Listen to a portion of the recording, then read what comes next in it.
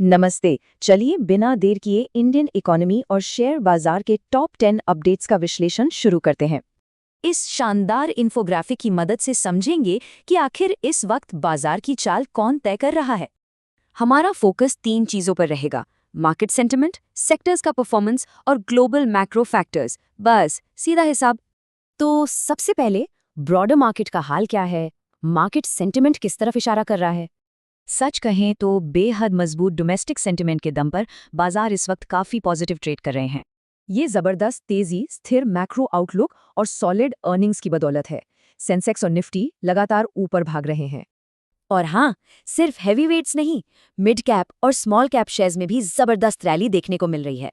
इसका सबसे बड़ा कारण है भारी रिटेल पार्टिसिपेशन और मार्केट में मौजूद भरपूर लिक्विडिटी। यही इस रैली की जान है।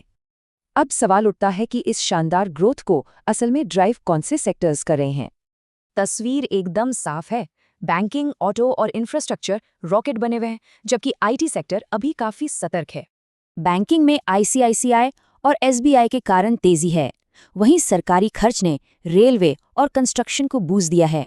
इन सब के बीच ऑटो सेक्टर में भी हर तरफ जबरदस्त बाइंग इंटरेस्ट देखने को मिल रहा है।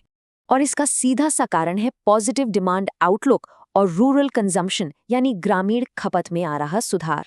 इसके उलट हमारी एक्सपोर्ट ओरिएंटेड आईटी कंपनियां फिलहाल दबाव में हैं और काफी संभल कर कदम रख रही हैं। इस सतर्कता की असली वजह कमजोर ग्लोबल टेक डिमांड और इन कंपनियों की कंजर्वेटिव गाइडेंस है। अब बात करते हैं मैक्रो इकोनॉमिक फैक्टर्स की। आखिर वो कौन से गार्ड रेल्स हैं जो बाजार को स्टेबल रखे हुए हैं? डोमेस्टिक लेवल पर स्थिति बेहद सॉलिड है। महंगाई बिल्कुल कंट्रोल में है और इंटरेस्ट रेट का आउटलुक एकदम स्टेबल है। इसलिए इकोनॉमिक ग्रोथ को सपोर्ट करने के लिए रिजर्व बैंक से एक बैलेंस्ड अप्रोच बनाए रखने की पूरी उम्मीद है।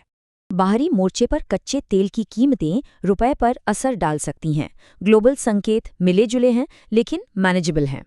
तो इन सब बातों को अगर एक साथ जोड़ें तो असल में इस पूरे विश्लेषण का निष्कर्ष क्या निकलता है?